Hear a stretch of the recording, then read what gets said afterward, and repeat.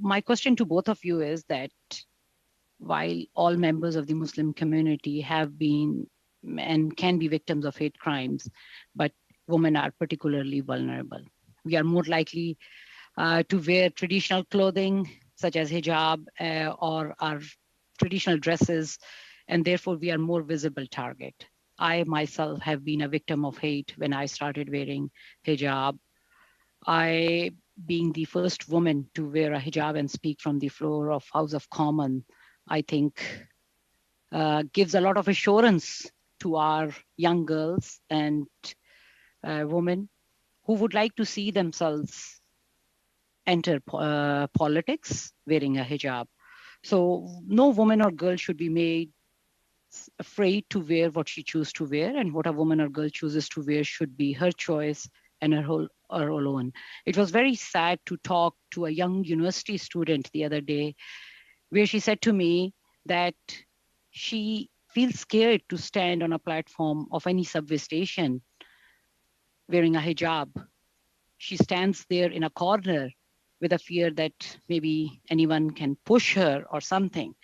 So can you please briefly share what your experience as a Muslim woman have been and what we can do today as leaders in our respective communities to assure all women and girls that they are safe wearing a hijab, and they and to give them the assurance that wearing a hijab would not stop them from achieving their dreams in whatever fields of life, maybe because many women think that wearing a hijab might be a barrier for getting a good job or entering politics. So I would like to hear your perspective on that issue.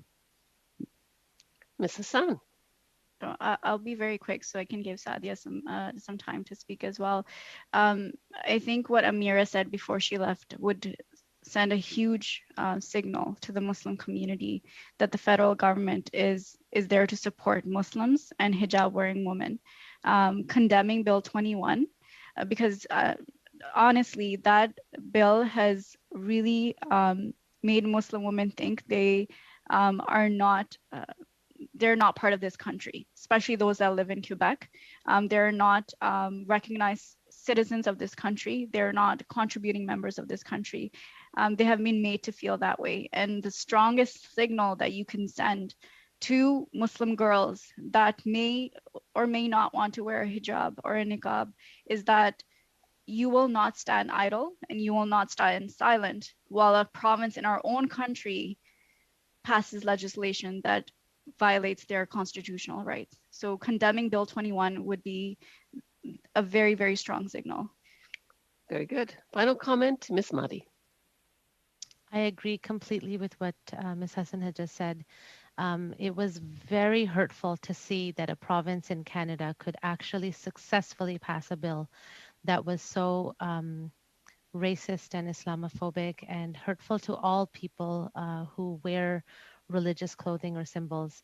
And, you know, definitely, if the federal government says that this is unconstitutional and it can't be done, that would be a great step. But it would also prevent people who felt validated in their hateful opinions by the passing of that bill, where they would say that no, this is, you know, Canada is not going to tolerate it. And going back to MP Zahid, it is very it warms my heart when I see a fellow hijab wearing woman in your position. And it is very inspiring. And, you know, when I was young, it wasn't something that I actually ever thought possible. We were okay with, you know, the old white men being in charge of the government. And slowly we saw more representation from women. And then slowly women of color. And then now Muslim women.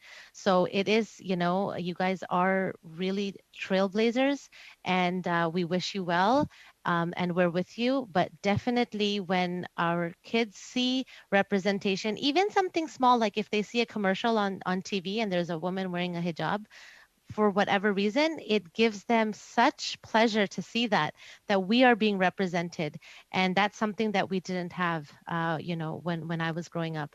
So it is, a great responsibility on your shoulders, but we are with you, and we are very thankful that you have chosen this, line of work.